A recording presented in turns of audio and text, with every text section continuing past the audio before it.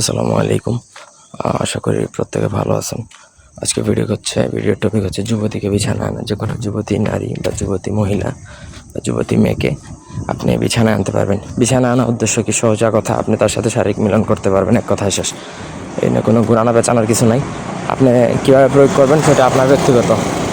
আপনি এটা ভালো উদ্দেশ্যে প্রয়োগ করবেন না খারাপ উদ্দেশ্যে প্রয়োগ করবেন সেটা একান্ত আপনার ব্যক্তিগত ব্যাপার।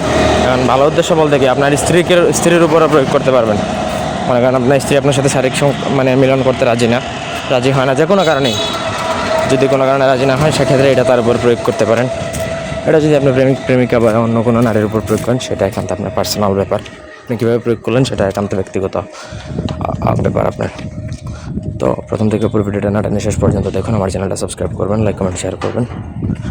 আর পার্সোনাল যে কোনো কাজ আপনারা যদি আমাদেরকে দিয়ে করাতে চান, স্ক্রিনে দেওয়া নাম্বার আছে, সরাসরি ফোনে, হোয়াটসঅ্যাপে কিংবা ইমেতে যোগাযোগ করে যে কোনো কাজ আমাদেরকে দিয়ে করাতে পারবেন, দেশ বা দেশের বাইরে থেকে।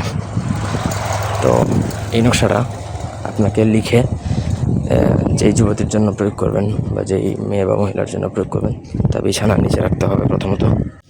আর নকশাটা লিখতে হবে হচ্ছে ভোজপাতার মধ্যে আম্বর এবং কস্তুরি একসাথে মিশিয়ে, মানে ভোজপাতার মধ্যে আম্বর কস্তুরি খালি একসাথে একত্রে মিশিয়ে আপনাকে পুরো নকশাটা লিখবেন। আর নকশা লিখবেন হচ্ছে ভোজপাতায়। নিচে অবশ্যই যার জন্য আপনি অ্যাপ্লাই করবেন তার নাম, বাবার নাম, মায়ের নাম এবং ঠিকানা, মানে যেই মেয়ের জন্য প্রয়োগ করবেন তার নাম, তার বাবার নাম, মায়ের নাম এবং ঠিকানাটা উল্লেখ করতে হবে। সব কিছু যখন আপনার রেডি করা হয়ে যাবে, তারপর সেই নকশাটা যেই মেয়ের জন্য প্রয়োগ করবেন, সে যে বিছানায় ঘুমায়, সেই বিছানার তোষকের নিচে অথবা বিছানার পায়ের নিচে, আপনি খাটের তলায় পায়ের নিচে রেখে দেবেন। সে যখন ওই বিছানায় ঘুমাবে, তখন এমনিতেই আপনার প্রতি বশীভূত আপনার বিছানায় আসবে